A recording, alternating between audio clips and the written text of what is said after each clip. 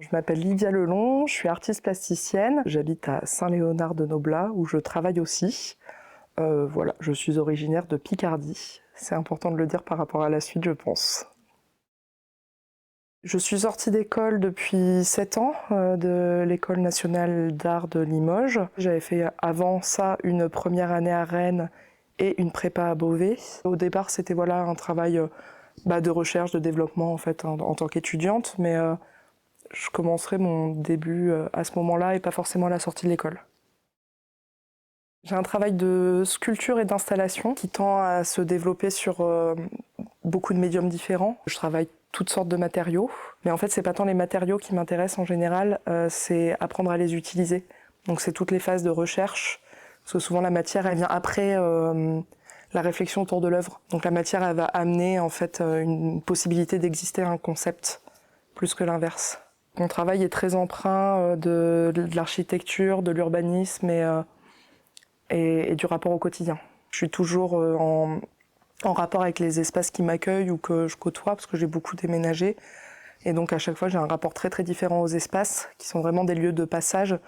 Et il y a un grand rapport dans l'espace au vide, qui se retrouve aussi dans mes sculptures. Dans la plupart de mes sculptures. Non, beaucoup même. C'est beaucoup orienté autour de l'architecture, de l'urbanisme, d'éléments en fait qu'on va croiser dans notre quotidien, et aussi parfois des anecdotes avec des personnes, des rencontres, et les déplacements en général en fait, parce que la plupart des pièces que j'ai faites, en tout cas jusque maintenant, elles étaient liées à un déplacement ou un voyage. Je prenais pas de photographie, je faisais pas de croquis. Je fais des annotations écrites, des fois très précises. Et en fait, quand je rentre de ces déplacements et de ces voyages, au bout de quelques temps, ça peut aller de quelques mois à plusieurs années, il y a une forme qui me reste, qui était présente et que je me réapproprie en la réinterprétant plastiquement. En artiste de l'histoire de l'art, je vais peut-être commencer par là parce que j'ai l'impression que c'est ce qu'on cherche souvent quand on est au tout début en fait, des recherches de notre travail. Et moi, il y avait le graveur Piranèse, qui a un travail sur les prisons. Donc ça, c'est quelque chose de très influent en fait sur ma vision du monde, de l'urbanisme. Et je suis une fan absolue de Robert Morris, parce qu'en fait, c'est un artiste minimal, mais qui a toujours conscience du rapport au corps, qui était beaucoup dans le théâtre aussi.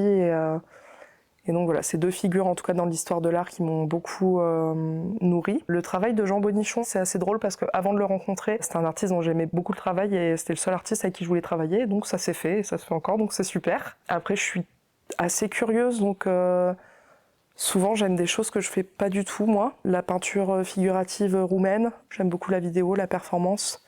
Et je lis énormément de poésie contemporaine. Tout est nourrissant, je veux dire, ça peut être ça comme ça peut être la gestuelle d'un agriculteur ou d'un charpentier, quoi. En ce moment, je lis pas mal de philosophie autour de la notion de vide, d'espace et de déplacement, parce qu'en fait, je commence à me poser des questions dans mon travail en fait par rapport à ça, et j'ai besoin de le développer de manière un peu plus concrète. Un livre que j'aime beaucoup et qui me suit, c'est Les Pérégrins de Olga Tokarczuk, qui est un livre autour du voyage et du déplacement, mais sans parler de paysages ou d'endroits spécifiques. C'est un truc complètement éclaté, morcelé, et que j'aime beaucoup parce que je trouve qu'il a très attrait à la vie. J'ai un film vraiment que j'aime beaucoup, que je regarde au moins une fois tous les ans, c'est Les Amants du Pont-Neuf de Léos Carax, qui est un film qui est assez vieux, non, il a mon âge, il est sorti en 91, voilà.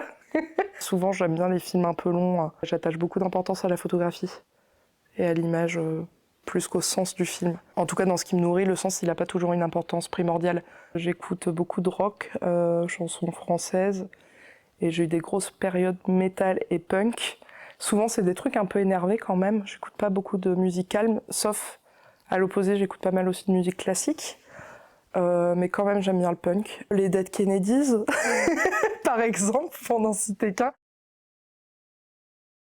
Moi je l'envisage avec beaucoup de sérénité, bizarrement. Pour moi c'est un métier, c'est un travail comme un autre qui mériterait d'être considéré comme un travail. J'ai choisi de ne faire que ça en fait, de plus travailler à côté depuis le premier confinement. Donc chose qui n'était pas du tout logique à ce moment-là, mais j'ai fait bah non, c'est maintenant, parce qu'en fait bah, la vie c'est court et puis on va voir ce qui se passe en fait, peu importe. Et j'ai vu une évolution depuis les débuts, parce qu'en fait plus le temps passe et plus on apprend à se connaître un peu mieux. C'est pareil pour le travail, pour la recherche, je développe des choses que j'aurais pas développées il y a quelques années.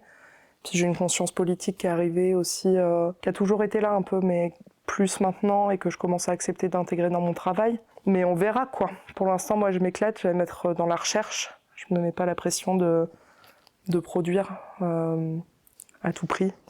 J'ai vraiment besoin de grands temps de recherche, de réfléchir, de prendre des virages à 90, et puis si ça marche pas, c'est pas grave en fait.